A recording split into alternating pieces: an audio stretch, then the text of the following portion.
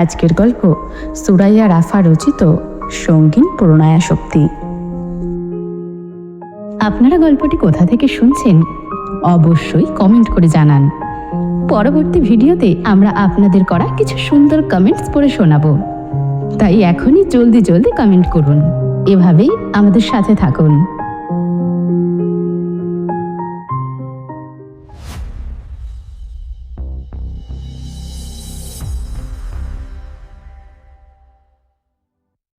অন্ধকারবদ্ধ রুমে আটকে থাকার ফলস্বরূপ অরুর শরীরে যে জ্বরের দাবদাহের সূচনা হয়েছিল, আজ প্রায় 5 দিনের মাথায় তা একটু একটু কমেছে।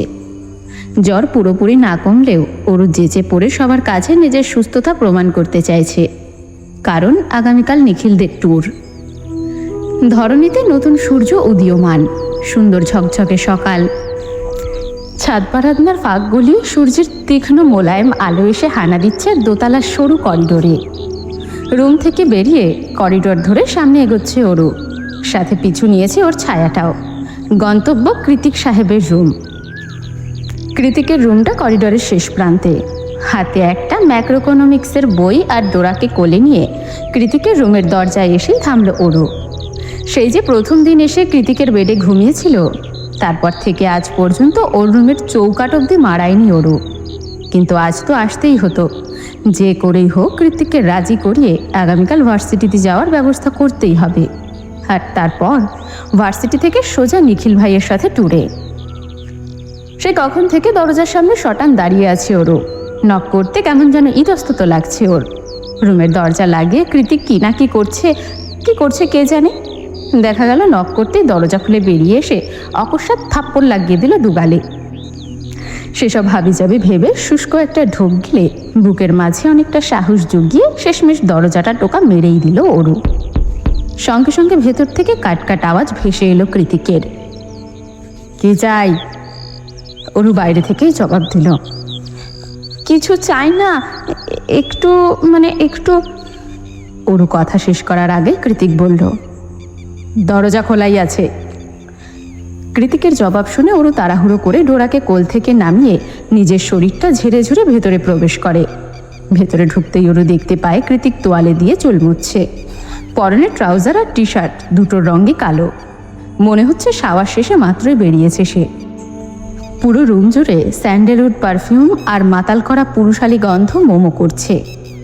কৃতিকের রুমে কৃতিকেরই সামনে দাঁড়িয়ে অরু বেহায়াদের মতো মনে মনে ভাবছে, আচ্ছা রুম থেকেই এত সুঘ্রাণ বের হচ্ছে, তাহলে ওনার শরীরের গন্ধটা কেমন? ওনার বউ তো মনে হয় ওনার শরীরের সুঘ্রাণেই পাগল হয়ে যাবে। আপন মনকে দাঁত খিচিয়ে অরুর অন্য মনটা বলে ওঠে, ছি, আবারও ভুলভাল ভাবছি, তবা। অরুকে ফ্লোরের দিকে তাকিয়ে ভাবনায় ডুবে থাকতে দেখে কৃতিক ভুরু কুঁচকে বলল, কিছু বলার না থাকলে যেতে পারিস, আমি রেডি হব, ম্যাচ আছে। অরু তৎক্ষণাৎ ভ্রম থেকে বেরিয়ে এসে বলল, একটু পড়া বুঝতে এসেছিলাম, কিছুতেই মাথায় ঢুকছে না। অরু পড়া বুঝতে এসেছে, তাও কৃতিকের কাছে? ব্যাপারটা মোটেও বিশ্বাসযোগ্য নয়। নিশ্চয়ই ঘাবলা আছে, সেটা খুব ভালোভাবেই বুঝতে পেরেছে কৃতিক। তবুও অরুর উদ্দেশ্য ধরার জন্য বলল, আমি যখন ক্লাসে লেকচার দিই তখন মন কোথায় থাকে তোর? বিশ্বাস কর অরু, ফার্স্ট সেমিস্টারে ফেল করলে তোকে আর পড়াবো না আমি। অরু ঠোঁট উল্টে বলল, এত কথা কেন শোনাচ্ছেন? দিন না একটু বুঝিয়ে। টিচার হন তো আপনি আমার, স্টুডেন্টের প্রতি এতটুকুনি কর্তব্য তো আছে নাকি? তোর আমাকে এসব কর্তব্য শেখাতে হবে না, এসব কর্তব্যের ধারি না আমি। অরু জানি ও কিছুতেই কৃতিকের সাথে তর্কে পেরে উঠবে না, তাই দমে গিয়ে নরম সুরে অনুনয় করে বলল, প্লিজ দিন না। অরুর অনুরোধে বোধহয় কাজ হলো। কৃতিক অরুর মুখের উপর নিজের তোয়ালেটা ছুঁড়ে মেরে বলল, ঠিক আছে বুঝিয়ে দেব, তার আগে কাজ শেষ কর। অরু কয়েক কদম এগিয়ে এসে কৃতিকের মুখ বরাবর দাঁড়িয়ে ওর চুল ছোঁয়ার চেষ্টা করছে। পা উঁচু করে 2 আঙ্গুলের উপর দাঁড়িয়ে তোয়ালি দিয়ে কৃতিকের চুল মুছতে যাবে, তার আগে কৃতিক ওকে ঠেলে সরিয়ে দিয়ে বলল, হয়েছে, আর লাগবে না, এইটুকু কাজও ঠিকমতো করতে পারিস না, বিয়ে হয়ে গেলে তখন কি করবি? অরু মিনমিনিয়ে বলল, খাম্বার মতো দাঁড়িয়েছিলেন কেন? মাথাটা একটু নোয়ানো যেত না? কিছু বললি? অরুণ আশূচক মাথা নাড়ালো। কোন টপিকটা দেখিয়ে দিতে হবে? অরু বই সমেত কৃতিকের দিকে এগিয়ে এলেই ওকে মাঝপথে থামিয়ে দিয়ে কৃতিক বলে, খবরদার কাছে আসবি না, যা বলার ওখানে দাঁড়িয়ে বল। কাছে না হলে পড়া বুঝবো কি করে? সে আমি জানি না, তুই আমার কাছে আসবি না, ব্যাস। অরু অসহায় মুখে কৃতিকের পানে তাকিয়ে আছে, আর কৃতিক তির্যক চোখে অরুর আগাগোড়া পরখ করছে। কালো ফ্রক আর লেগিংস, সেই সাথে মেঘের মতো ঘন কালো লম্বা চুল, সবকিছু কালো রং দিয়ে মুড়িয়ে রাখায় ফর্সা শরীরটা যেন জল জল করছে ওর। দেখলেই কেমন যেন ধরে আসে চোখ, হৃদয়টা নিষ্পিস করে। কিছু একটা ভেবে কৃতিক অরুর উদ্দেশ্যে বলে, তুই স্টাডি টেবিলে গিয়ে বস, আমি এখান থেকেই বুঝিয়ে দিচ্ছি। অরু কৃতিকের কথা মতো তাই করলো, গিয়ে বসলো কৃতিকের অত্যাধুনিক টেবিল চেয়ারে। এরপর শুরু হলো কৃতিকের প্রফেশনাল আচরণ।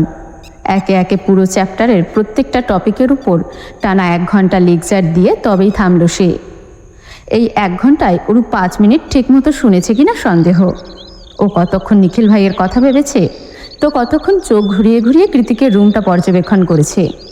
পুরো রুমটা গ্রে থিমে সাজানো, সব কিছুতেই কেমন অন্ধকার অন্ধকার ভাব। দেখলে মনে হবে রুমের আসবাবপত্র মুখ গোমড়া করে বসে আছে।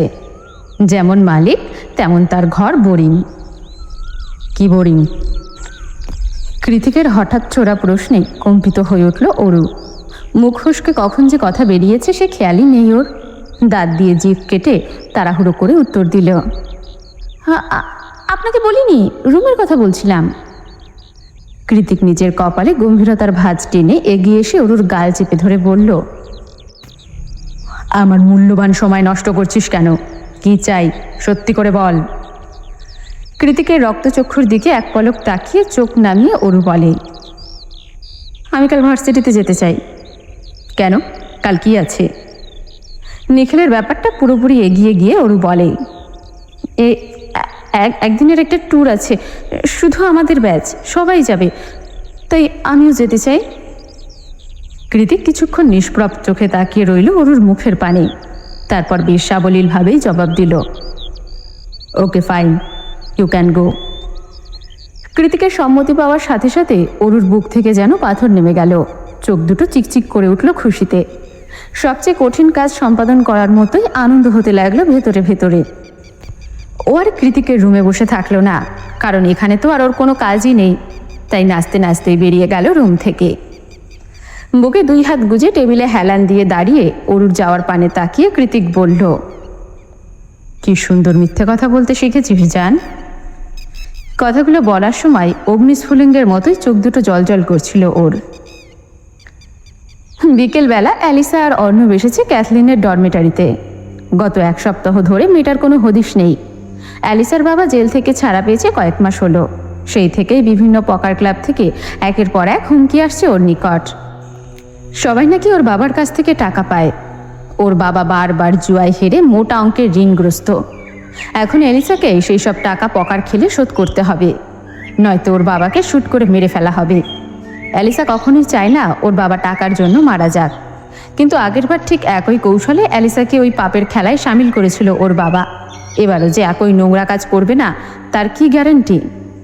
কারণ ওর বাবার কাছে অ্যালিসা মেয়ে নয়, অ্যালিসা কেবলই টাকা বানানোর মেশিন মাত্র। সেবার কৃতিক, অর্ণব বা সায়রের সাহায্যে জুয়ার জগৎ থেকে বের হতে পেরেছিল অ্যালিসা। অথচ বছর ঘুরতে না ঘুরতেই আবার সেই একই পিছুটান ওকে তাড়িয়ে বেড়াচ্ছে যত্রতত্র। অ্যালিসা জানে এবার আর এত সহজে সবটা সমাধান হবে না। এবার হয়তো সত্যিই ওর বাবা জুয়ারিদের হাতে মারা পড়বে। মারা পড়লে পড়ুক, তবুও আর ওই পাপের খেলা খেলবে না অ্যালিসা। নিজের মধ্যে গুমোট হয়ে কুণ্ডলি পাকানো এত দুশ্চিন্তার মাঝেই ক্যাথরিনের সাথে কি থেকে কি হয়ে গেল। ওরই বেস্ট ফ্রেন্ড এই নিন্দনীয় কাজটা করেছে ভাবতেই লজ্জায় মাথা কাটা যাচ্ছে অ্যালিসার। ক্যাথলিন মেয়েটা জেকেকে চোখে হারাতো, অথচ জেকে এটা কি করলো? বিরক্তিতে ফোঁসফাঁস করছে অ্যালিসা। পাশ থেকে অর্ণব বলল, ক্যাথলিনের আগেই বোঝা উচিত ছিল ও যার লেজে পা দিয়েছে সে কোনো ডোরাসাপ না, বরং বিষ দিয়ে ভরা ড্রাগন। অ্যালিসা ভ্রু কুঞ্চিত করে অর্ণবের দিকে তাকিয়ে বলল, কি এমন করেছে আমার ছোট্ট বোনটা? আর যদি কিছু করেও থাকে সেটা কি মুখে বলে সমাধান করা যেত না? এরকম একটা অপমানজনক কাজ করতে হলো? একটা মেয়ের জন্য চুল ঠিক কতটা ইমোশন ধরে রাখে তোরা ছেলেরা আদৌ কি বুঝিস? ভালো বলিস আর খারাপ বলিস, যে কে একটা হার্টলেস। একটা মেয়ের চুল কেটে দিতে ওর বুক কাঁপলো না একবারও? ক্যাথরিন যখন ওর চুল কাটতে গিয়েছিল তখন ওর বুক কেঁপেছিল? অর্ণবের কথায় ডরমিটারির গেইটে এসে হাঁটার গতি থেমে যায় অ্যালিসার। কি? কার চুল কেটেছে? কাটেনি, কাটতে চেয়েছিল। তাছাড়া ক্যাথলিনই অরুকে ব্যাকস্টেজের বেসমেন্টে আটকে রেখেছিল। আরও একবার চমকালো এলিসা, মুখ ফুটে বলল, ক্যাথ হঠাৎ এসব কেন করতে যাবে? অর্ণব এলিসার হাতটা ধরে যেতে যেতে বলল, সেটা তো আমারও প্রশ্ন। চল এবার ক্যাথলিনকে দেখে আসি। অ্যালিসা এক ঝটকা নিজের হাত ছাড়িয়ে বলল, হাত ধরেছিস কোন অধিকারে? হাত ছাড়। অর্ণব পুনরায় ওর হাতটা শক্ত করে ধরে বলল, তোকে আমি ভালোবাসি, বিয়ে করব, তুই আমার ভবিষ্যৎ বাচ্চার মা, সেই অধিকারে ধরেছি। এখন চুপচাপ চল। ডরমিটারিতে এসে একটানা আধা ঘন্টা যাবৎ ডাকাডাকির পরে রুমের দরজা খুলল ক্যাথরিন। ওর চোখ মুখের অবস্থা বিভৎস দেখেই বোঝা যাচ্ছে সারাদিন রাত একাকার করে কেঁদেছে। বাদামি রঙের বেনি হ্যাট দিয়ে পুরো মাথাটা ঢেকে রেখেছে বলে চুল আছে কি নেই বোঝা যাচ্ছে না। অ্যালিসাকে দেখে পুনরায় আরও এক দস্তর কেঁদে ভাসালো ক্যাথলিন। কাঁদতে কাঁদতেই বলল, আপু, জেকে ভাই আমার সাথে সব কেন করলো বলো তো? অ্যালিসা ওর মাথায় হাত বুলিয়ে শুধালো, এসব মানে? ক্যাথলিন হেঁচকি টেনে জানায়, শুধু চুল কাটা নয়, সেদিন কৃতিকের বাসায় ইলেকট্রনিক্স শকটাও কৃতিক ইচ্ছে করেই দিয়েছে। ক্যাথলিনের কথায় এলিসা অর্ণবের চোখ কপালে। অ্যালিসা উদ্বিগ্ন কণ্ঠে শুধালো, তুই কি করে জানলি কাজটা কৃতিক করেছে? জেকে ভাইয়া নিজ মুখে বলেছে। পেছন থেকে অর্ণব শুধালো, কি বলেছে? বলেছে তুমি আমার হৃদয় আঘাত করেছো, তাই তোমাকে সেদিন ইলেকট্রিক শকটা আমিই দিয়েছি, আর আজ আবারও একই ভুল করেছো, তাই আজও শাস্তি দিব। জানো আপু, আমি তখন জেকে ভাইয়াকে চিনতেই পারছিলাম না, কি ভয়ানক দেখতে লাগছিল। আর তারপর বাকিটুকু শেষ করার আগেই ডুকরে কেঁদে উঠল ক্যাথলিন। অর্ণব দাঁত দিয়ে ঠোঁট কামড়ে বিড়বিড়িয়ে বলল, Shayar was completely right, he is obsessed with his step sister. Shit. মন মস্তিষ্কের আন্দোলন তীব্র বেদনাদায়ক। তার উপর মনের মানুষটার মন যদি হয় অন্য কারো দখলে। এতদিন ধরে কৃতিক যেটা আড়ালে অনুভব করে এসেছে, আজ তা সরাসরি অনুভব করলো অরু। সকাল সকাল এত এক্সাইটমেন্ট, এত আনন্দ, সব কিছু পুড়ে ছাই হয়ে গিয়েছে এতক্ষণে। হবে নাই বা কেন? আনন্দঘন দিনের শুরুতেই বুঝতে পেরেছে নিখিল ভাই আসলে ওকে কথার কথা ট্যুরের ইনভাইট করেছিল। আসলে ওর যাওয়া না যাওয়ায় নিখিলের কিছুই আসে যায় না। সকাল সকাল বাসে উঠে ওর যখন নিজের পাশের বেদখল সিটটা নিখিলের জন্য বাঁচিয়ে রেখেছিল, তখনই বাসের লুকিং গ্লাসে ওর দেখতে পায় নিখিল ভাই আর তার বিদেশিনী বান্ধবী ইতিমধ্যেই বাসে উপস্থিত। তারা কি নিয়ে যেন উল্লাসে মেতে আছে, ঠিক সেদিনের মতোই। ওরু এসেছে কি আসেনি সেদিকে বিন্দুমাত্র খেয়াল নেই নিখিলের। ওরু যখন অসহায়ের মতো ঠোঁট কামড়ে পেছনে তাকিয়েছিল, তখনই ওর পাশে এসে বসে পড়ে সায়নী। সায়নীকে দেখে ওরু দ্বিধাগ্রস্ত কণ্ঠে শোধায়, আচ্ছা সায়নী, একটা ছেলে আর একটা মেয়ে যদি সারাক্ষণ একসাথে থাকে, একসাথে হাসাহাসি করে, তাহলে তারা কি শুধু বন্ধু? ওপাশ থেকে সায়নীর নির্লিপ্ত জবাব আসে, হতেও পারে আবার নাও পারে। ওর ভেতরে ভেতরে ভীত সন্ত্রস্ত হয়ে পড়ে। এমনটা নয় তো এই বিদেশিনী নিখিল ভাইয়ের প্রেমিকা? এমনটা হলে ওর হৃদয়টা ভেঙে যাবে পুরোপুরি। কিন্তু এই মুহূর্তের সকালে সেই অযাচিত প্রশ্নের স্পষ্ট জবাব ওর সামনে। সন্ধ্যা রাতে পাহাড়ের কোল ঘেঁষে সুউচ্চ চূড়া থেকে নেমে আসা ঝর্ণাকে সাক্ষী রেখে অন্তরঙ্গ সময় পার করছে নিখিল আর তার বান্ধবী। ওরু সকাল থেকে নিখিলকে চোখে চোখে রেখেছিল। সারাদিন ওরা কি করছে না করছে সবাই আড়াল থেকে খেয়াল রেখেছে। কিন্তু ফিরে যাওয়ার আগে আগে হঠাৎ করে সবার চোখের আড়াল হয়ে যায় ওরা দুজন। তবে অরুণ নজর তো নিখিলের দিকেই ছিল, তাই চুপি চুপি পিছু নিয়েছিল ওদের। খুঁজেও পেয়েছিল খুব সহজে, কিন্তু এমন অনাকাঙ্ক্ষিতভাবে দেখতে হবে তা কল্পনাতেও ভাবেনি অরু। সেই জগন্নাথে পা রাখার পর থেকে নিখিল ভাইয়ের পেছনে ছুটেছেও। মায়ের অসুখ, আপার বকুনি কিংবা কৃতিকের অপমান কোনো কিছুই দমিয়ে রাখতে পারেনি ওকে। সেই একই নিখিল ভাইয়ের পেছনে ছুটতে ছুটতে আজ এত দূর চলে এসেছে ঘর কোনো মেয়ে অরু। অথচ আজ মনে হচ্ছে এখানেই থেমে যেতে হবে ওর। আর কোনো আশা নেই। নিখিল ভাই নিজ হাতে ওর ছোটার রাস্তায় কাটা বিছিয়ে দিয়েছে। শরীরের জ্বরটা বোধহয় হু হু করে বাড়ছে। নিরাবশ্রু জলে ভিজে যাচ্ছে গ্রীবা। মেয়েটাকে করা নিখিল ভাইয়ের এক একটা চুম্বন অরুর শরীরে যেন বিষাক্ত তীরের মতো দিচ্ছে। এই দৃশ্য কতক্ষণই বা দাঁড়িয়ে থেকে দেখা যায়। অরুও দাঁড়িয়ে রইতে পারল না। কাঁদতে কাঁদতে ধপ করে বসে পড়ল অসম ভূমিতে। ঘাস আবৃত জমিনে দুই হাত চাপড়াতে চাপড়াতে বলল, কেন কেন এমন করলেন নিখিল ভাই? আপনি যদি অন্য কাউকে ভালোবাসবেন তাহলে আমাকে কেন নিয়ে এলেন? আমি তো কোনো কালেই টুরে আসতে চাইনি। কেবল আপনার একটা কথাতে সবাইকে মিথ্যে বলে অসুস্থ শরীরটাকে টানতে টানতে নিয়ে এসেছি আমি। তাহলে এটা কি দেখালেন আপনি? আমার হৃদয়ে ফোটা প্রথম প্রেমের ফুলটাকে আপনি এভাবে পা দিয়ে পিষিয়ে দিলেন কেন? প্রেমে পড়া কি এতই সহজ? পরিচিত চমৎকার পুরুষালী কণ্ঠস্বরটা কর্ণকুহরে পৌঁছতেই অকস্মাৎ থেমে গেল অরু। তড়িৎ গতিতে পেছনে তাকিয়ে দেখল পকেটে দুই হাত গুজে দাঁড়িয়ে আছে জায়ান কৃতিক চৌধুরী। মাথায় বাকেট হ্যাট, পরনে ওভারসাইজ টি শার্ট। অরু বুঝতে পারছে না কৃতিককে দেখেও কি খুশি হবে নাকি লজ্জা পাবে। কি হলো, আর কত কাঁদবি ক্রাশের জন্য? অরু নাক টেনে জবাব দিল,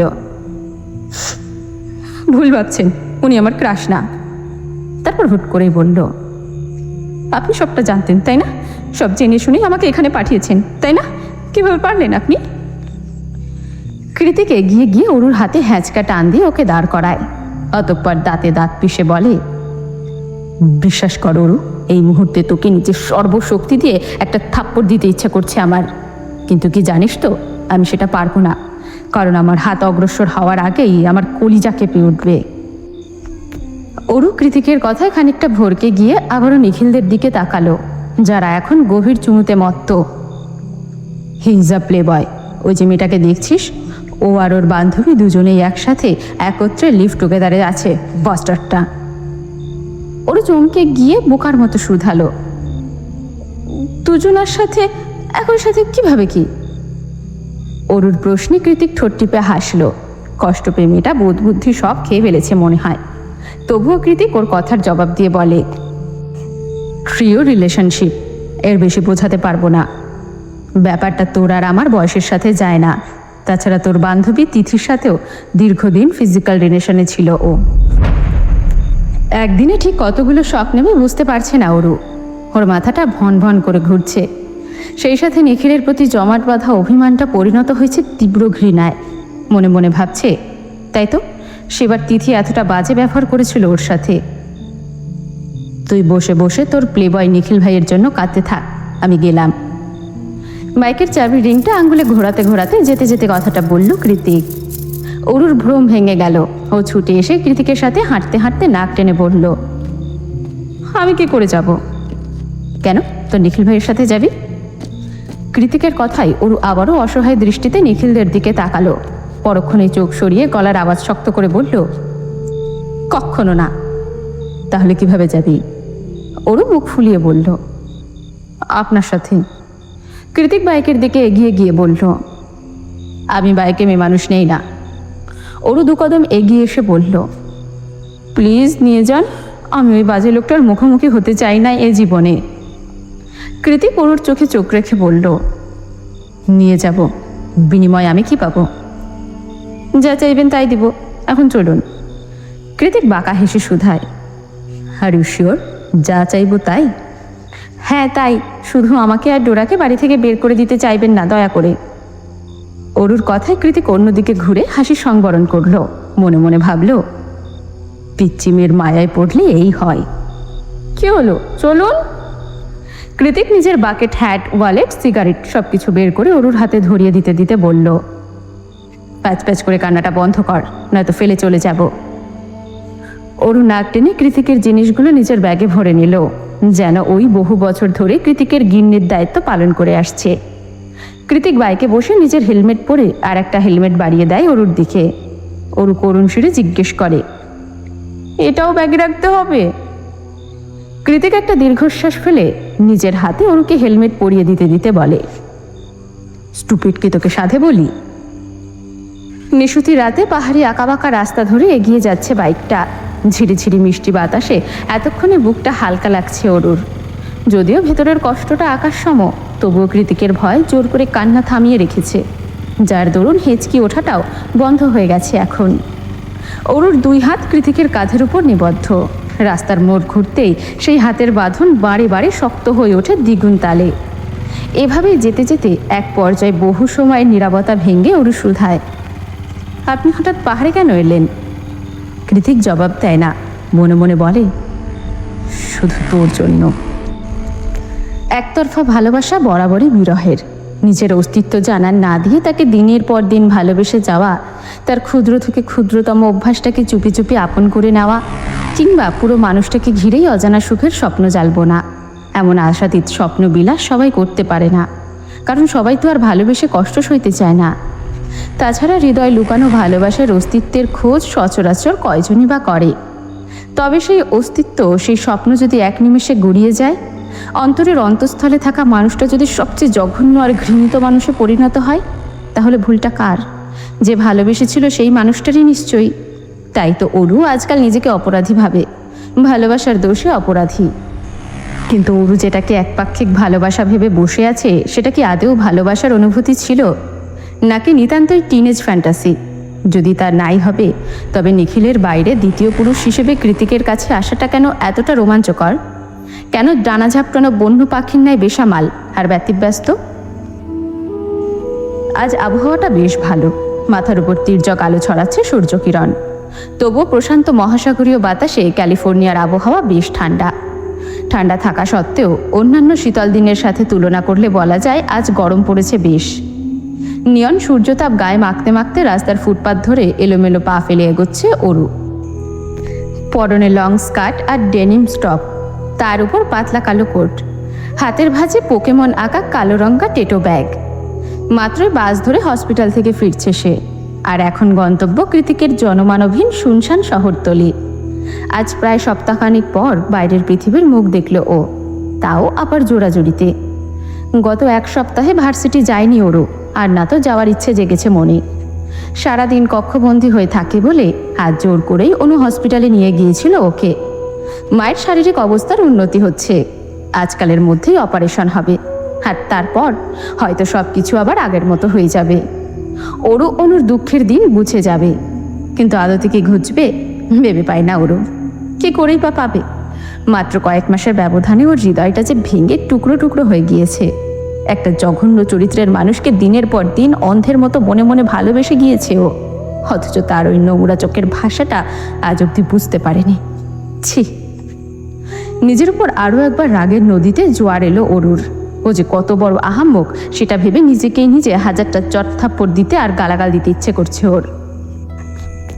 অরু যখন হাজারটা দোষী সাব্যস্ত করে বারবার নিজেকেই নিজে কাঠগড়ায় দাঁড় করাচ্ছে, ঠিক তখনই রাস্তার বিপরীত পাশ থেকে জেব্রা ক্রসিং পার হয়ে ওর সামনে এসে দাঁড়ালো একজন। পুরো শরীর তার কালো দিয়ে আবৃত, এমনকি মুখটাও মাংকি টুপি দিয়ে ঢাকা। চোখ দুটোতে হিংস্রতা জলজল করছে লোকটার। চোখ দেখেই বোঝা যাচ্ছে লোকটা বিশ্রীভাবে হাসছে। লোকটাকে দেখে ভাবনায় পড়ে গেল ওরও। ওর মনে হচ্ছে এই চোখ দুটো ও আগেও যেন কোথাও দেখেছে। দেখেছে, কিন্তু এভাবে পথ আটকে দাঁড়ানো মানে কি? নিজ ভ্রু কুঞ্চিত করে ওর বিরক্তি সুরে লোকটার উদ্দেশ্যে বলল, আপনি আবার কোন খ্যাতের মূলা? এমনিতেই ভারী অশান্তিতে আছি, পথ ছাড়ুন তো। লোকটা বোধহয় ওর কথা বুঝলো না, বিদেশি হবে হয়তো, তাই ও ইংরেজিতে বলার চেষ্টা করলো, ও হু আর ইউ? লোকটা জবাব দিল না, নিঃশব্দে নির্লিপ্ত কপট চোখ দুটো নিক্ষেপ করলো নিজের হাতের দিকে। অরুও তার চোখ অনুসরণ করলো, আর যা দেখলো তাতে পিলে চমকে উঠল ওর। লোকটার কালো রঙের গ্লাভস পরা হাতে বেশ বড়সড় একটা ধারালো ছুরি। দেখে মনে হচ্ছে অরুকে আঘাত করার জন্যই অগ্রসর হচ্ছে তার হাতটা। কিন্তু কেন? আমেরিকার মতো একটা অজানা দেশে অরুর মতো একটা তুচ্ছ 2 পয়সার মেয়ের সাথে কিসের এমন শত্রুতা এই ভয়ানক লোকটার? সে যে শত্রুতাই হোক না কেন, আপাতত এই লোকটার থেকে পালিয়ে প্রাণে বাঁচাটা জরুরি। নয়তো এই শুনশান নীরব রাস্তায় ওকে বাঁচানো তো দূরে থাক, ওর লাশটাও খুঁজতে আসবে না কেউ। অজস্র কুণ্ডলি পাকানো দুশ্চিন্তারা ধীরে ধীরে ঘিরে ধরছে অরুর মন আর মস্তিষ্ক। ভেতরের ভয়টা দলা পাকিয়ে গলায় আটকে এসেছে। অরু যেন প্রায় শ্বাস নিতেও ভুলে গিয়েছে। তবে ওর এসব ভাবনাকে প্রশ্রয় দিল না লোকটা, বরং তার আগে ক্ষিপ্র গতিতে তেড়ে এসে ছুরিকাঘাত করতে অগ্রসর হলো অরুর পানে। ঘটনাটা এত দ্রুত ঘটেছে যে কিছুই ঠাহর করতে পারল না অরু। লোকটা এগিয়ে আসতেই হিতাহিত জ্ঞান শূন্য হয়ে প্রাণপণে উল্টো দিকে দৌড় লাগালো অরু। কিন্তু আশ্চর্যের বিষয় হলো লোকটা ওর পেছন পেছন দৌড়চ্ছে না, বরং সাইকোপ্যাথদের মতো চাকুটা হাতে ধীরে ধীরে এগিয়ে আসছে। দেখে মনে হচ্ছে লোকটা জানে অরুর শেষ গন্তব্য কোথায়। একটানা দিক বিদিক দৌড়তে দৌড়তে হাঁপিয়ে উঠেছে অরু। শেষমেশ আর দৌড়তে না পেরে রাস্তার মাঝেই হাঁটুতে দুহাত ভর করে দাঁড়িয়ে পড়ল। হাঁপাতে হাঁপাতে পেছনে তাকিয়ে খুব সাবধানে পরখ করে নিল রাস্তার অদূর পর্যন্ত। না, দুই একটা চলন্ত গাড়ি ছাড়া আর কিছুই দেখা যাচ্ছে না। হাঁপাতে হাঁপাতে অরু ভাবছে, তার মানে এই যাত্রায় প্রাণে বেঁচে গিয়েছি। ঠিক তখনই ওর খুব কাছ থেকে ভেসে এলো একটা অচেনা অপ্রীতিকর কণ্ঠস্বর। বেবি গার্ল, আচমকা এমন একটা ভয়ানক আওয়াজ শুনে চমকে উঠে সামনে তাকালো অরু। দেখলো তখনকার লোকটা ওর সামনেই, কিচ্ছু বদলায়নি, আগের মতোই বিশ্রী চাহনি দিয়ে ওর পানেই তাকিয়ে আছে সে। হুট করে আবারও ওই লোকটাকে দেখে অকস্মাৎ লাফিয়ে উঠে পিছনের পিচঢালা রাস্তায় হুম রেখে পড়ে গেল অরু। শুষ্ক ঢোক গিলে চারপাশে চোখ বুলিয়ে বুঝতে পারলো এতক্ষণ দৌড়তে দৌড়তে ঘুরে ফিরে গোলক ধাঁধার মতো আবার আগের জায়গাতেই ফিরে এসেছে ও।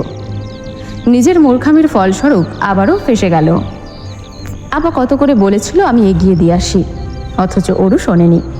আর এখন সামনে মৃত্যু খেলা করছে ওর, এছাড়া তো কোনো উপায়ও নেই।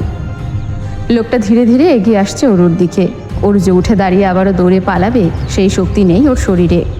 উল্টে হাত পা কণ্ঠ সব কিছু রোধ করে রেখেছে এক অজানা আতঙ্ক। অরুকে ভয় পেতে দেখে লোকটা খিকখিক করে হেসে উঠল। I will kill you, princess. Aru এবার ঠোঁট চেপে ডুকরে কেঁদে উঠল। কাঁদতে কাঁদতেই দুহাতে ভর করে পেছোতে লাগলো কুচকুচে পিচঢালা রাস্তা ধরে। তবে লোকটার গতিবেগ ছিল দ্বিগুণ। সে এতক্ষণে ওর খুব কাছে এসে দাঁড়িয়ে পড়েছে। মাথাটা এদিক ওদিক কাত করে ঘাড় ঘুরিয়ে তীব্র আক্রোশে উদ্যত হয়েছে অরুকে ছুরিকাঘাত করার জন্য। লোকটার পরবর্তী পদক্ষেপের কথা ভেবেই অরু চোখ দুটো খিচে বন্ধ করে ফেলল। পর মুহূর্তেই প্রিয়জনের মুখগুলো ভেসে উঠল ওর মানসপটে। মা, আপা, আর তো কেউ নেই, অথচ মানসপট জুড়ে দুটো নয় বরং তিনটে মুখ ভেসে উঠেছে ওর। মা, আপা আর সবশেষে জায়েন্ট কৃতিক চৌধুরী, ওর স্টেপ ব্রাদার, যে ওকে সবসময় তুচ্ছ তাচ্ছিল্য করে, সবার কাছে বাড়ির চাকর হিসেবে পরিচয় দিয়ে বেড়ায়, ওর গায়ে হাত তোলে, ওকে শীতের রাতে ঘর থেকে বের করে দেয়, মাঝ রাস্তায় গাড়ি থেকে নামিয়ে দেয়, হুটহাট রেগে গিয়ে সবার সামনে অপমান করতেও দুবার ভাবে না। অথচ এই মুহূর্তে হৃদয়টা তাকে ঘৃণা করতে চাইছে না। মনে হচ্ছে কৃতিক নিজেকে ঠিক যতটা খারাপ প্রমাণ করতে চায় ততটাও খারাপ সে নয়।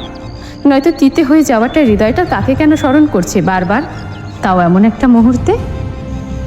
ক্ষণিকের জন্য হলেও মনে হচ্ছে আজ কৃতিক থাকলে ওকে এতটা বিপদে পড়তে হতো না। কোনো না কোনোভাবে ঠিক বাঁচিয়ে নিত সে। অরু সেই কখন থেকে আজগুবি চিন্তায় বিভোর, অথচ লোকটা ওকে আঘাত না করে চুপচাপ দাঁড়িয়ে আছে, তা কি করে হয়? কপালের উপর তরল জাতীয় কিছু অনুভব হতেই ভাবনার সুতো ছিঁড়ে যায় অরুর। জিনিসটা কি তা দেখার জন্য হাত দিয়ে কপালটা স্পর্শ করে সেটা চোখের সামনে এনে ধীরে ধীরে চোখ খুলল। দেখলো ওর হাত ভর্তি তরতাজা রক্ত। তাহলে কি লোকটা ওকে আঘাত করেছে? কই, ব্যথা লাগলো না তো? নাকি ইতিমধ্যেই ইহলোক ত্যাগ করেছে অরু? ব্যাপারটা ঠিকভাবে আন্দাজ করার জন্য আচমকা মাথা তুলে চাইল অরু। আর যা দেখলো তাতে ওর দম আটকে যাওয়ার উপক্রম হলো। বিশ্বাস করতেও খানিকক্ষণ কষ্ট হলো, কিন্তু চোখের সামনে ঘটতে থাকা ঘটনা তো আর মিথ্যে হতে পারে না। তাই চোখে কয়েকবার পলক ছেড়ে আবারও খেয়াল করে তাকালো অরু। দেখলো ওই ধারালো ছুরিটাকে নিজ হাতে মুঠিবদ্ধ করে রেখেছে কৃতিক। এত জোরেই সেটাকে চেপে ধরেছে যে কৃতিকের হাত কেটে টুপ টুপ করে রক্ত অরুর কপাল আর নাক বেয়ে চুয়ে চুয়ে পড়ছে। কারণ ওই লোকটা আর কৃতিকের মধ্যেখানে বসে আছে অরু। ক্ষণিকের মধ্যে কৃতিকের ঝরে পড়া রক্তে অরুর জামা কাপড়ও রক্তরঞ্জিত হয়ে উঠেছে। তবুও ছুরি কিংবা ওই মুখ ঢাকা ছদ্মবেশী লোকটাকে কিছুতেই ছাড়ছে না কৃতিক। এক পর্যায়ে অরু সচকিত উঠে দাঁড়িয়ে কৃতিকের ছুরি চেপে ধরা হাতটা টানতে শুরু করলো। আর্তনাদ করে কাঁদতে কাঁদতে বলল, কি করছেন? এটাকে ছাড়ুন, আপনার হাত কেটে যাচ্ছে তো। কৃতিকের অরুর কথায় কান নেই একটুকুও। ও তো ওই লোকটার মুখোশ উন্মোচনে ব্যস্ত। এক পর্যায়ে টানতে টানতে লোকটার মাংকি টুপিটা খুলে ফেলল কৃতিক। এভাবে নিজের ছদ্মবেশ খুলে যেতেই লোকটা নিজের ছুরি আর টুপি ফেলে রেখে দু হাতে মুখ ঢেকে তড়িৎ গতিতে দৌড়ে পালালো। লোকটা পালিয়ে যাচ্ছে দেখে কৃতিক তীক্ষ্ণ দৃষ্টি নিক্ষেপ করলো সেদিকে। মনে হচ্ছে ও আজ লোকটাকে ধরেই ছাড়বে, কিন্তু সেসব চিন্তা রীতি ঘটিয়ে অরু ওর হাত টেনে ধরে কাঁপা কাঁপা কণ্ঠে বলল, আমার ভয় করছে, যাবি না দয়া করে। কৃতিকের পূর্ণ দৃষ্টি এবার অরুর দিকে গেল, যে এই মুহূর্তে ওর রক্তে মাখামাখি হয়ে দাঁড়িয়ে আছে। রক্তে ভেজে অরুকে দেখে কৃতিকের চোখ জ্বলে উঠল, কপালে তৈরি হলো দুশ্চিন্তার কয়েকখানা ভাঁজ। ও দ্রুত হাতে অরুর বাহু চেপে ধরে এদিক ওদিক ঘুরিয়ে দেখতে দেখতে আহত সুরে শুধালো, কোথায় লেগেছে তোর? এত রক্ত কেন? অরু কাঁদতে কাঁদতে বিস্ময় বিমূঢ় হয়ে জবাব দিল, এগুলো আপনার রক্ত, হাত কেটে গিয়েছে আপনার, ভুলে গেলেন? অরুর কথায় কৃতিক স্বস্তির নিঃশ্বাস ছেড়ে ওকে হুট করে বুকে চেপে ধরে বলল, ওহ থ্যাংক গড। এবার আর দূর থেকে নয়, কৃতিকের শরীরে স্যান্ডেলউড পারফিউমের মারাত্মক পুরুষালী গন্ধটা খুব কাছ থেকে এসে নাকে সুরসুরি দিল অরুর। তবেও আপাতত এসব কিছু ভাববার মতো মানসিক অবস্থায় নেই, তাই কৃতিকের বাহুতে আগলে ধরাটা নিতান্তই স্বাভাবিক আর আন্তরিকতার চোখেই দেখল অরু। অরুকে পাঠিয়ে দিয়ে সারাদিন হসপিটালেই ছিল অনু। আজ আসে পার্ট টাইমেও যাওয়া হয়নি ওর। খুব শীঘ্রই অপারেশন হবে মায়ের। অনুর জন্য এই মুহূর্তে হসপিটালে থাকাটা খুব জরুরি, তাই অনু ভেবেছে পার্ট টাইমটা থেকে কয়েকদিনের ছুটি নেবে, পুরো সময়টা হসপিটালেই কাটাবে ও। এখন সন্ধ্যা রাত, অনু কেবলই হাসপাতাল থেকে বেরিয়েছে। সারাদিন কিছু না খাওয়ার দরুন শরীরটা বড্ড ক্লান্ত লাগছে ওর। হসপিটাল থেকে কিছু দূর হেঁটে গেলেই একটা গ্রসারি শপ পাওয়া যায়। অনু হাঁটতে হাঁটতে গ্রসারিতে গিয়ে কিছু খাবার কিনে নিল, তারপর গিয়ে বসলো রাস্তার পাশের একটা খালি বেঞ্চিতে। সেখানে বসেই খেতে আরম্ভ করলো শুকনো খাবারগুলো। ওর মনটা আজ বড্ড ফুরফুরে, সেই সাথে ভেতরটাও হালকা লাগছে কয়েক গুণ। মনে হচ্ছে এতদিনের কষ্ট, পরিশ্রম, ত্যাগ কোনোটাই বিফলে যায়নি। অবশেষে সবকিছু ঠিকঠাক হওয়ার দ্বার প্রান্তে পৌঁছে গিয়েছে ওরা। হাতে থাকা বাবল টিতে একটা লম্বা সিপ টেনে মুচকি হেসে অনু আনমনে বলে উঠল, আপনাকে খুব মিস করছি প্রত্যয় সাহেব। তারপর আবারও একটা লম্বা সিপ। তবে এবার অনু চায়ের সিপ নিয়েছে ঠিকই, কিন্তু সেটা আর গলা থেকে নামাতে পারল না। তার আগেই ওর দৃষ্টিগত হলো অনাকাঙ্ক্ষিত এক দৃশ্য। গ্রসারি শপের সামনেই প্রত্যয় একটা মেয়ের সাথে দাঁড়িয়ে আছে, ওর হাতেও দুটো বাবল টিয়ের জার।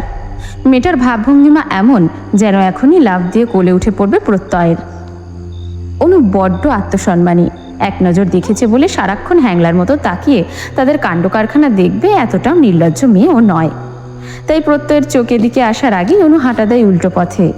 হাঁটার সময় রাস্তার পাশে ডাস্টবিনে ছুঁড়ে মারে হাতে থাকা বাবল টি ভর্তি জারটাকে। অনুর মতে এটা বাড়াবাড়ি নয়, এটাই ওর আত্মসম্মান, যাও খুব সহজে খেলার জন্য কারো হাতে তুলে দেবে না। যদিও প্রত্যয়কে সেটা তুলে দেওয়ার জন্য ব্যতিব্যস্ত হয়ে উঠেছিল ওর হৃদয়টা, তবে এখন মনে হচ্ছে সেটা নিতান্তই ভুল সিদ্ধান্ত হতো। অন্যান্য দিনের মতো আজও হলরুমের কাউচে বসে নিচের ক্ষত সারাচ্ছে কৃতিক। তখন ওরও খেয়াল করেনি কৃতিক আগে থেকেই আহত ছিল। ওর দুই কপালের কিছুটা অংশ সবখানেই রক্তাক্ত ক্ষত ছিল, সেই সাথে বাইকার লেদার জ্যাকেটটাও ছিল ছেঁড়া। জামা কাপড় পাল্টে নিজেকে পরিষ্কার করে মাত্রই নিচে এসেছে ওরু। আপা বাড়িতে ফেরেনি। বিকেলের ঘটনার পর থেকে ভেতরে অজানা আতঙ্কটা জেঁকে বসেছে। রুমের মধ্যেও একা একা থাকতে কেমন যেন গা ছমছম করছে। তাই তো রুমের কাজ দ্রুত সেরে নিচে নেমে এসেছে ওরু। কৃতিক আজও ফার্স্ট এড বক্স নিয়ে বসে আছে, তবে ওর মুখভঙ্গিমা কেমন যেন অন্যরকম। নিজের শরীরের এত এত ক্ষতকে কোনোরূপ খেয়াল নেই ওর। মনে হচ্ছে কোনো কিছু নিয়ে গভীর চিন্তায় ডুবে আছে। ওরু সেদিনের মতো করে কৃতিকের কাছে এগিয়ে গিয়ে একবারও বলল, দিন, আমি ট্রিট করে দিচ্ছি। হঠাৎ অরুর আওয়াজে ধ্যান ভাঙে কৃতিকের। ও বিরক্ত হয়ে বলে, তুই পারবি না, যা তো নিজের কাজ কর গিয়ে। ওরু পাত্তা দিল না ওর কথার, উল্টো গিয়ে বসলো কৃতিকের পায়ের কাছে।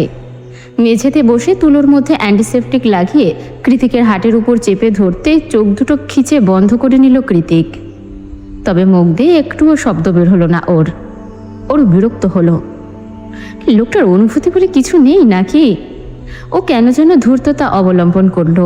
হুট করেই হাতের তুলোটা আরো শক্ত করে চেপে ধরল কৃতিকের ক্ষতস্থানে। এবারও চুপচাপ নির্বিঘ্ন সে, শুধু চোখ বুঝেই হাসকে স্বরে বলল, আমাকে ব্যথা দিয়ে শান্তি পাস? সঙ্গে সঙ্গে থেমে গেল ওরও। তার মানে কৃতিকেরও ব্যথা লাগে, শুধু মুখে প্রকাশ করে না। ও পুনরায় অ্যান্টিসেপটিক লাগাতে লাগাতে বলল, কি করে ব্যথা পেলেন? কৃতিক জবাব দেয়, জাস্ট আ মাইনর বাইক অ্যাক্সিডেন্ট। বাইকে আপনার এত আসক্তি? এত ব্যথা পাওয়ার পরেও বাইক রাইডিং ছাড়েন না? কৃতিক ঠোঁট কামড়ে একটু হেসে বলে, তোর থেকে বহু গুণ কম। তাহলে ভাব তোকে কিভাবে ছাড়ি। পায়ের ক্ষতগুলোতে অন টাইম ব্যান্ডেজ লাগিয়ে দিয়ে কৃতিকের পাশে বসে ওর হাতটা দেখতে দেখতে ওরু বলল, কি বললেন শুনিনি? নাথিং। আমি যখন কথা বলি তখন কান কোথায় থাকে তোর? ওরু ঠোঁট উল্টে বলল, আমি ভাবছি হাতের ক্ষতটা অনেক গভীর, এটা আমি কিভাবে ব্যান্ডেজ করব? দেখে তো মনে হচ্ছে সেলাই লাগবে। কৃতিক নিজের হাতটা ছাড়িয়ে নিয়ে বলল, না পারলে দূরে সর। নিজেই তো পাকনামি করতে এসেছিস সাহায্য করতে, এখন বলছিস পারবো না? আমি বলেছিলাম আসতে? অরু দীর্ঘ নিঃশ্বাস ছেড়ে কৃতিকের হাতটা আবারও টেনে নিয়ে সেইখানটায় ব্যথানাশক ওষুধ লাগাতে লাগাতে বলল, আপনি এমন কেন? কেমন আমি? ঝোঁকরুটে তিলকে তাল বানিয়ে ফেলেন। আপনার বউয়ের কপালে দুঃখ আছে। অরুর কথায় কৃতিকের ঠোঁট বাঁকা হাসিতে প্রশস্ত হয়। তারপর হুট করে চোখ মুখ কুঁচকে সামনের মনিটরের দিকে দৃষ্টি নিক্ষেপ করে কৃতিক বলে, ঠিকই বলেছিস, আমার কথা না শুনলে তোর কপালে অনেক দুঃখ আছে। হ্যাঁ সে তো জানি, আপনি কৃতিক কুঞ্জের ছোট সাহেব কিনা, দুঃখ তো থাকবেই। আচ্ছা তখন ছুরিটা চেপে ধরতে গেলেন কেন শুনি? চেপে না ধরলে তো তোর আঘাত লাগতো।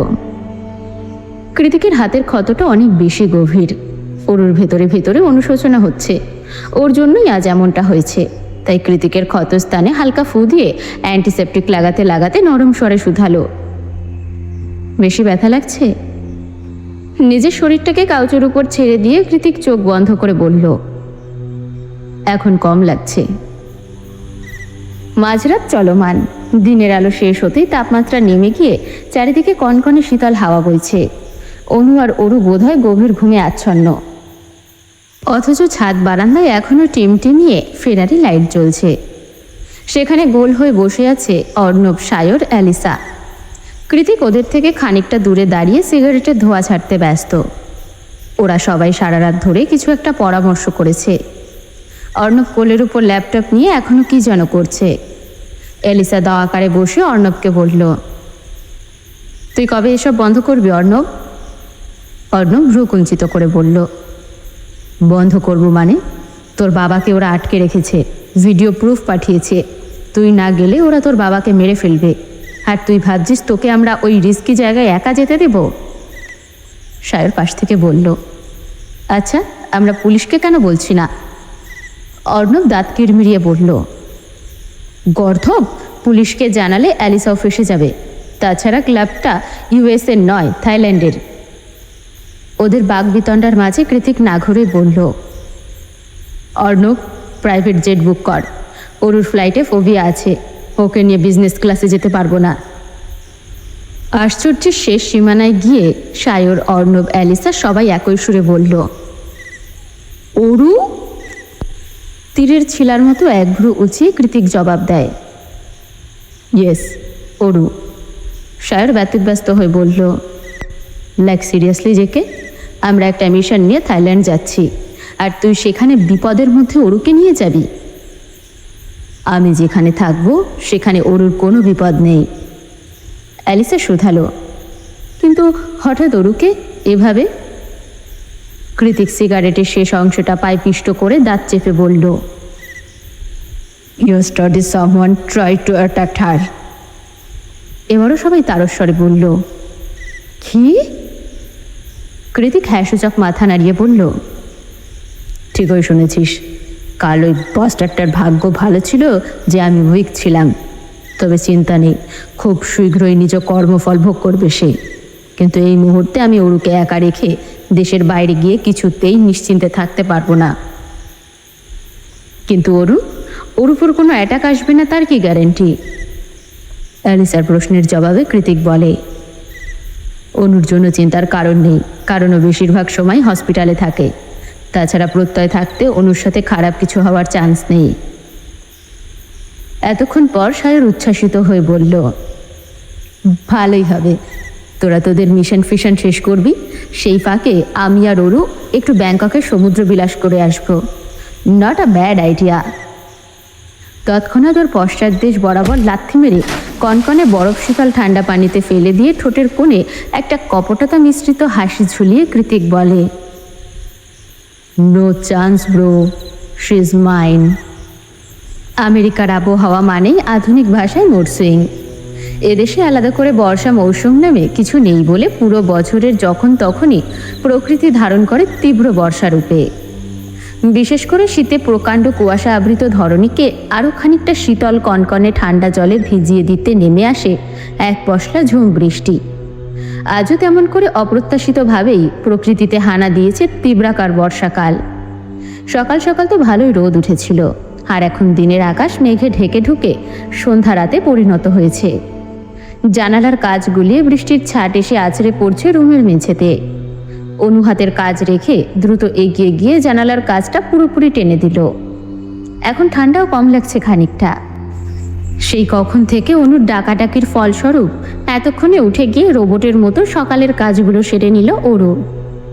খানিক বাদে ফোলা ফোলা চোখ নিয়ে ওয়াশরুম থেকে বেরিয়ে এসে ঘ্যান ঘ্যান করে অনুকে উদ্দেশ্য করে বলতে লাগলো, কি দরকার আপা, আমি যেতে চাই না ওনাদের সাথে, তুই কেন অযথা জামা কাপড় গোছাচ্ছিস? অরুর জামা কাপড়গুলো গুছিয়ে সযত্নে ট্রলি ব্যাগে রাখতে রাখতে অনু বলে, যেতে চাস না মানে? সারাদিন তো ঘরে মন মরা হয়ে বসে থাকিস, ভার্সিটিতেও যাচ্ছিস না কিছুদিন ধরে। আমার তো আর তোকে নিয়ে ঘুরতে যাওয়ার সময় হয়ে ওঠে না। তার চেয়ে বরং কৃতিক ভাইয়াদের সাথে ঘুরে আয়, মন ভালো হয়ে যাবে। তাছাড়া কৃতিক ভাইয়ার মেয়ে বান্ধবী কি যেন নাম? অরু ঘাড় ঘুরিয়ে জবাব দেয়, অ্যালিসা আপু। হ্যাঁ, উনি তো তোকে অনেক আদর করে, তাহলে তোর চিন্তা কিসের? নিজের অলস শরীরটাকে বিছানায় ছেড়ে দিয়ে অরু বলে, আমি এখন বড় হয়ে গিয়েছি আপা, কারো আদর করা না করা নিয়ে আমার কোনো সমস্যা নেই। অনু সব কিছু ঢুকিয়ে লাগেজের চেন লাগাতে লাগাতে বলল, তাহলে অযথা যাব না বলে ঢামকানা করছিস? দেখ ওরু, আগামী কয়েকদিন হাসপাতালে ব্যস্ত থাকবো আমি, ঠিকমতো বাসায় আসতে পারবো কিনা সন্দেহ। তার চেয়ে বরং তুই এই ফাঁকে ঘুরে আয়, এসে দেখবি আমাদের মায়ের অপারেশন সাকসেসফুল। তাছাড়া কৃতিক ভাইও তো বলেছে তারা ঘুরতেই যাচ্ছে। ওরু মুখ ফুটে আর জবাব দিল না, শুধু মনে মনে ভাবল, সমস্যাটা তো ওই কৃতিক ভাইয়াকে নিয়েই। সে তো এলিসা আপুটাপু কাউকেই মানে না, আর এখন এত দূরে তার সাথে গেলে তো মাথার উপর উঠে তাণ্ডব নৃত্য চালাবে। কথায় কথায় শুধু ওঠাবে আর বসাবে, সারাক্ষণ অর্ডার আর হুমকি। এসব আমি একদম নিতে পারি না। কিরে, কি ভাবছিস? ঘুরি আয়, এতে তোরই লাভ। আমার সুযোগ থাকলে তো আমিও যেতাম। তাছাড়া মা সুস্থ হয়ে গেলে তো আবার আগের মতো জীবন কাটাতে হবে। তুই তো জানিস মা ঘোরাঘুরি একদম পছন্দ করে না।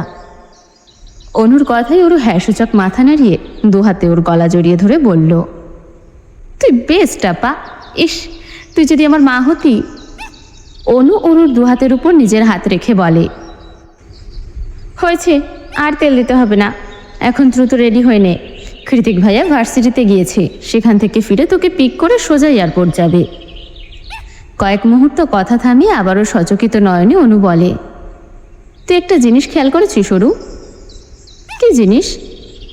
কৃতিক ভাইয়া বোধহয় এত বছর পর অবশেষে আমাদের বোন হিসেবে মেনেই নিয়েছে, না হলে তোকে সাথে করে ঘুরতে নিয়ে যাওয়ার কথা কেন বলবে? অরু নিজের পায়ে স্লিপার পরতে পরতে বলল, সে আমি জানি না, বাদ দে তো ওনার কথা, এই ভালো এই খারাপ। কই কোনোদিন তো বলতে শুনলাম না, অরু আমার বোন, এদিকে আয়। ওসব করু না, বুঝেছিস? অরুর কথার পিছে অনুর বুক চিরে বেরিয়ে আসে এক অজানা দীর্ঘশ্বাস। অরু উঠে গিয়ে জানালা গড়িয়ে বাইরের বৃষ্টি ভেজা তকতকে রাস্তায় দৃষ্টি নিক্ষেপ করল। তৎক্ষণাৎ মনে পড়ে গেল কয়েকদিন আগে ঘটে যাওয়া সেই ভয়ানক গা ছমছমে ঘটনার কথা। সেদিন কৃতিক সময় মতো না এলে কি হয়ে যেত ভাবলে এখনো শরীরের সব কটা লোমকূপ দাঁড়িয়ে যায় অরুর। আচ্ছা, সেদিনের সবটাই কি কৃতিকের করুণা ছিল, নাকি অন্য কিছু? অন্যকে করুণা করতে গিয়ে মানুষ কোনোদিনও নিজে আঘাতপ্রাপ্ত হয়? জানা নেই উত্তর অরুর। চোখের সামনে কালো মার্সিডিজটা দেখেই অরুর ভাবনা সুতোতে টান পড়ল। তার মানে কৃতিক চলে এসেছে। ওদিকে ওরু তখনও রেডি না হয়ে আকাশ পাতাল কল্পনায় বিভোর। হানমোনা মেয়ে একটা।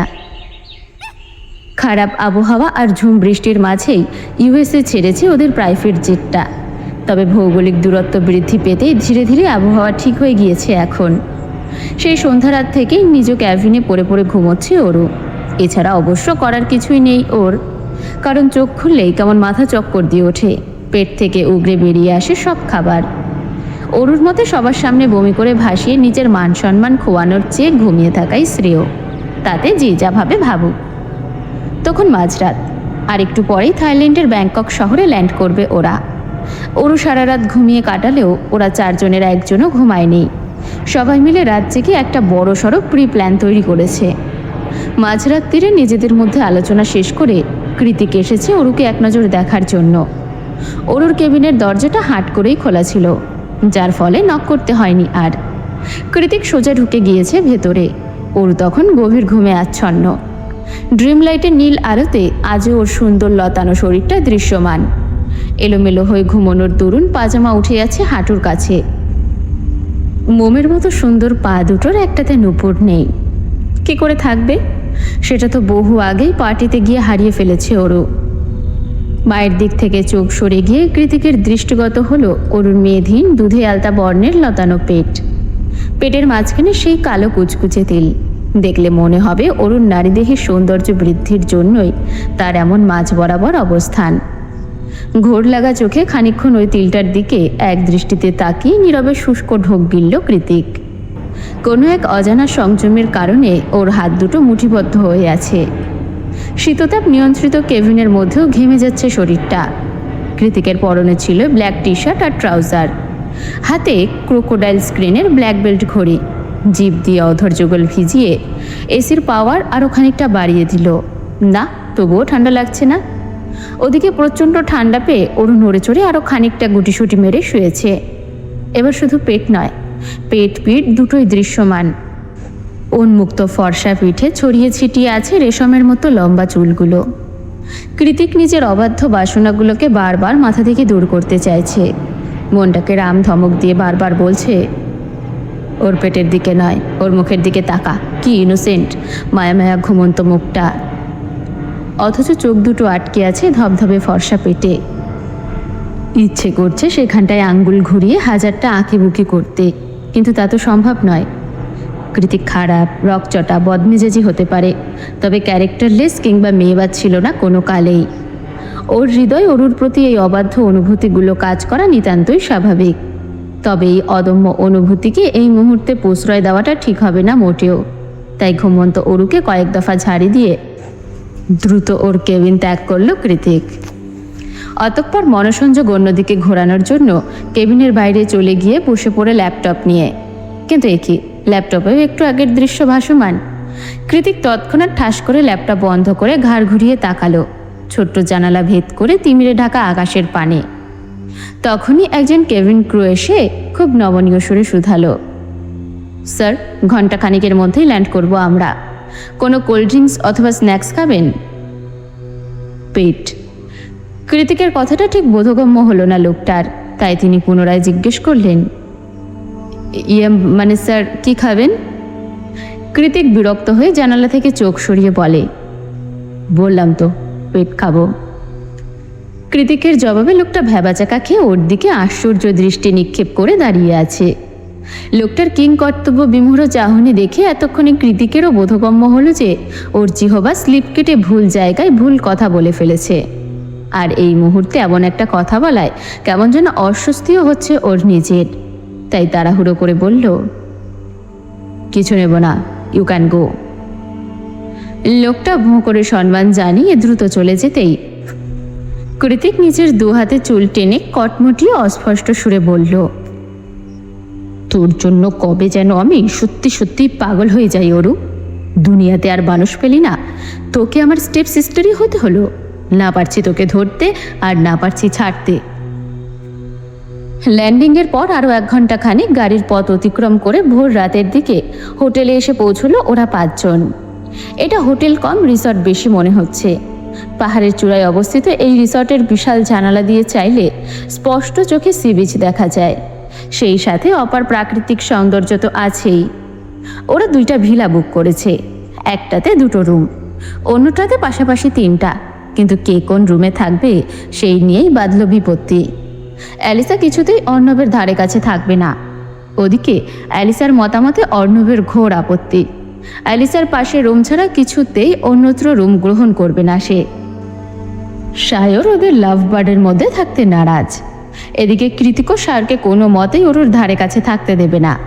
শেষ পর্যায়ে কোনো উপায় না পেয়ে অ্যালিসা, অর্ণব আর সায়র রক পেপার সিজার খেলেই রুম ভাগাভাগি করে নিল। অরু এখানে সবার চেয়ে ছোট, তার উপর কৃতিকের সাথে এসেছে, তাই নীরব দর্শকের মতোই যে রুমটা ওর জন্য বরাদ্দ করা হলো তাতে গিয়ে ঢুকে পড়ল। সারা রাতের জার্নিতে বড্ড ক্লান্ত লাগছে শরীরটা, এখন একটু ঘুমানোর দরকার। তাই দেরি না করে জামাকাপড় ছেড়ে আবারও এক দস্তর ঘুমিয়ে নিল অরু। ভোর রাতে ক্লান্ত শরীরটা নিয়ে রুমে এসে এলিসাও ঘুমিয়ে গিয়েছিল দ্রুতই। তবে ভিডিও গেমের গোলাগুলির কর্কশ আওয়াজে মাত্রই কয়েক ঘন্টার ব্যবধানে সেই ঘুম দৌড়ে পালালো ওর। ঘুম ভেঙে যাওয়ার দরুন একরাশ বিরক্তি নিয়ে ভ্রু কুঞ্চিত করে পাশ ফিরে তাকালো অ্যালিসা। তখনই দেখতে পায় অর্ণব ওর রুমের ডিভানে শুয়ে শুয়ে ফোনে গেম খেলছে। অর্ণবকে দেখেই এলিসার জিভটা তেতে উঠল, ভেতরটা চিরবিড়িয়ে ফেটে উঠল। ও চিৎকার দিয়ে বলে উঠল, তুই এখানে কি করছিস? অর্ণব নরম কণ্ঠে বলল, আরে আস্তে আস্তে, আশেপাশে সবাই ঘুমোচ্ছে। হ্যাঁ তো, আমিও তো ঘুমোচ্ছিলাম, তাহলে তুই এখানে কেন? যদি ক্লাবের লোকজন তোর খোঁজ পেয়ে তোকে ধরে নিয়ে যায়, তাই পাহারা দিতে এসেছি। আমার ঘুমের প্রয়োজন নেই, তুই গিয়ে বরং ঘুমা। আমি ওদের সোনা ডিম পাড়া হাঁস অর্ণব, ধরে নিলেও কোনো ক্ষতি করবে না আমার। অর্ণব ভ্রু কুঁচকে বলল, তোরা তো তেজ কেন বলতো? আমি বলে তোরা তো তেজ সহ্য করছি, অন্য কেউ কোনো দিন সহ্য করবে না দেখিস। অ্যালিসা ঝাঁজ নিয়ে বলল, কে বলেছে তোকে সহ্য করতে? দূর হ তুই। আমাকে এত বিরক্ত কেন লাগে তোর? হ্যাঁ, তোর এসব এক্সট্রা কেয়ার আমার বিরক্তই লাগে। কই সায়রার জেকে তো এমন করে না, তাহলে তুই কেন? অর্ণব উঠে এসে অ্যালিসার মুখোমুখি হয়ে দাঁড়িয়ে বলল, ওরা তোকে বন্ধুর চোখে দেখে তাই, কিন্তু আমি তোকে ভালোবাসার চোখ দিয়ে দেখি। অ্যালিসা একটা তাচ্ছিল্যের হাসি দিয়ে বলল, ভালোবাসার আর মানুষ পেলি না? অ্যালিসার আহত কণ্ঠস্বরে অর্ণবের রাগে ফেটে পড়া চোখ দুটো মুহূর্তেই যেন অসহায় হয়ে গেল। ও একটানে অ্যালিসাকে বুকের মধ্যে জাপটে ধরে বলল, ভালোবাসা কি এত গুণে বেছে হয় বল? তোর অতীত যেমনই হোক, আমি তবুও তোকে ভালোবাসি, ভবিষ্যতেও বাসবো। তুই অবহেলা করলেও বাসবো। তুই যতবার আমায় দূরে সরিয়ে দিবি, ঠিক ততবার আমি চুম্বকের মতো তোর টানে চলে আসব। তুই যদি কখনো আমাকে কাছে টেনে নিস, আমি আরও কাছে গিয়ে তোর অন্তরাত্মায় মিশে যাব। তাও কোনো দিন তোর পিছু ছাড়ব না। শুধু একটা অনুরোধ, আমার ভালোবাসা নিয়ে কখনো প্রশ্ন তুলিস না জান। ভালোবাসতে কারণ লাগে না, এটা ম্যাজিকের মতোই হুট করে হয়ে যায়। আমি শুধু তোর জীবনসঙ্গী হয়ে সারাটা জীবন তোর পাশে থাকতে চাই। এটা কি খুব বেশি চাওয়া বল? অর্ণবের একরাশ ভালোবাসার স্বীকারোক্তির মাঝেও অ্যালিসা নিশ্চুপ, অথচ অর্ণবের শার্টের ভাঁজে অশ্রু ভেজা নয়ন দুটো মুছে যাচ্ছে বারংবার, নিঃশব্দে নির্লিপ্তে। প্রতি মাসে নির্দিষ্ট সময় আসা প্রচণ্ড পেটের ব্যথায় কাতরাতে কাতরাতে ঘুম ভেঙেছে অরুর। ঘুমের ঘোরেই অস্পষ্ট সুরে অনুকে ডাকছে ও, আভা পেটে ব্যথা করছে, এবার মনে হচ্ছে মরেই যাব আমি। কিন্তু আজ আর বিপরীত দিক থেকে কোনো আওয়াজ এলো না। খানিকক্ষণ ডাকাডাকি করেও অনুর সাড়া না পেয়ে ওরু যখন চোখ মেলে তাকায়, তখনই মনে পড়ে যায় ও তো ব্যাংককে আছে, আপা কি করে আসবে এখানে? উপায়ন্ত না পেয়ে দুহাত পেটে চেপে ধরে। অরু নিজেই উঠে গিয়ে ব্যাগ হাতড়ে প্রয়োজনীয় জিনিস খুঁজতে লাগলো। খুঁজতে খুঁজতে পুরো ব্যাগ তন্ন তন্ন করে ফেলেছে অরু, কিন্তু সেসব কিছুই নেই। অরুর মনে আছে আসার সময় অনু ব্যাগ গুছিয়ে দিয়েছিল। অরু আতকে উঠে অসহায় কণ্ঠে বলে উঠল, তার মানে কি আপা সেসব কিছুই দেয়নি? এখন কি করব আমি? কাকে গিয়ে বলবো? ওদিকে পেটের ব্যথাটা ক্ষণিকের মাঝেই হলহলিয়ে ছড়িয়ে পড়েছে সারা শরীরের রন্ধ্রে রন্ধ্রে। কোমর আর পা দুটো অসাড় হয়ে আসছে। অপরাগ অরু প্রচণ্ড পেটের ব্যথায় মেঝেতে শুয়ে গড়াগড়ি শুরু করে দিয়েছে। অ্যালিসা অন্য ভেলায় আছে, পাশের রুমটায় কে আছে সেটাও জানা নেই অরুর। সময়ের ব্যবধানে এতক্ষণে হয়তো পরনের কাপড় চোপড়ের অবস্থাও বেগতিক ওর। কোনোরূপ উপায়ন্তর না পেয়ে এভাবে মেঝেতে পড়ে থেকে ঠিক কতক্ষণ যাবৎ কাতরাচ্ছিল তা মনে নেই অরুর। তখন দুপুর হয়ে এসেছে। দরজায় সজোরে কড়া নাড়ার ঠকঠক আওয়াজ হতেই কম্পিত হলো অরুর শরীর। মেঝেতে শোয়া অবস্থাতেই দৃষ্টিপাত করল দরজার দিকে। বাইরে থেকে কৃতিকের গভীর কণ্ঠ ভেসে আসছে, অরু, দরজা খোল। কৃতিকের আওয়াজ পেয়ে অরু আরো বেশি গুটিয়ে গেল। এমন একটা অপ্রীতিকর পরিস্থিতিতে কৃতিকের মুখোমুখি হতে চায় না ও। যতই হোক, কৃতিক ওর চেয়ে গুণে গুণে 12 বছরের বড়। আজ এভাবে দেখে নিলে এরপর কৃতিকের চোখের দিকে চাইবে কিভাবে ও? এদিকে কৃতিক ডেকেই যাচ্ছে এক নাগাড়ে, অরু, দরজা খোল, নয়তো আমি পাসওয়ার্ড চেপে ভেতরে চলে আসলে গুনে গুনে 100 থাপ্পড় খাবি তুই। কৃতিকের অতীব মাত্রার হুমকির মুখে পড়ে অরু মিনমিনিয়ে কাতর কণ্ঠে বলল, কিভাবে খুলবো? ওপাশ থেকে বিরক্তির চরম সীমানায় গিয়ে কৃতিক বলে, কিভাবে খুলবি মানে? হাত দিয়ে খুলবি। অরু কাঁদো কাঁদো সুরে জবাব দিল, আপনি ফিরে যান দয়া করে। অরুর কথাটা বলতে বাকি, তার আগেই পাসওয়ার্ড চেপে ভেতরে প্রবেশ করে কৃতিক। তুই নাকি ব্রেকফাস্ট করতে যাসনি? কেন যাসনি? শাসাতে শাসাতে ভেতরে ঢুকে অরুকে এভাবে মেঝেতে পড়ে থাকতে দেখে দ্রুত এগিয়ে গেল কৃতিক। ওর মাথার কাছে হাঁটু গেড়ে বসে উদ্বিগ্ন হয়ে শুধালো, কি হয়েছে তোর? এভাবে মেঝেতে শুয়ে আছিস কেন? পেটে ব্যথা করছে? শরীর খারাপ লাগছে খুব? ডাক্তারকে কল করব?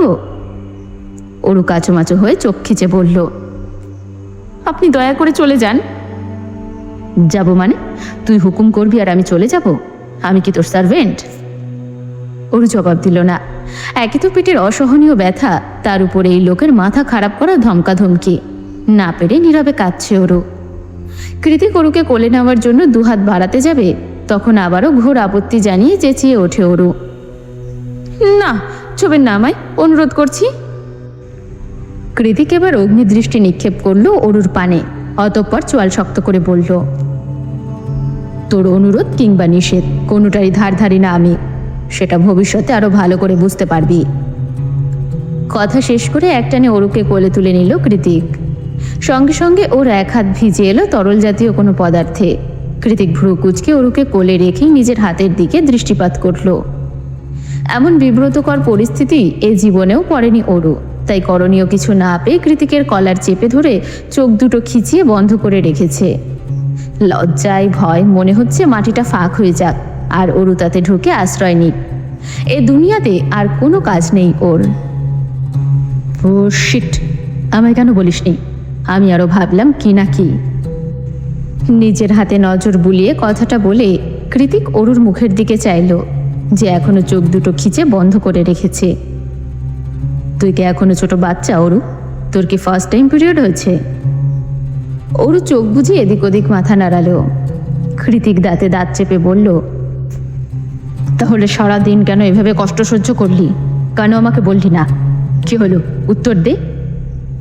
অরুর জবাব নেই। জবাব কি দেবে? পড়তো লজ্জায় গলার আওয়াজই নেই। কৃতিক নিজের রাগ সঞ্চত করে অরুকে বিছানায় শুইয়ে দিয়ে এলিসাকে কল করে আসতে বলল। অরু বিছানায় শুয়ে এক চোখ সামান্য খুলে কৃতিককে দেখতে চেষ্টা করল। যা সফেদ রঙা শার্টটা খানিকক্ষণ আগেই নষ্ট করে দিয়েছে অরুর নারী সত্তা। অথচ কৃতিকে সেদিকে কোনো খেয়ালই নেই। সে তো এখনো তার বোকা অরুকে বকাঝকা দিতেই ব্যস্ত।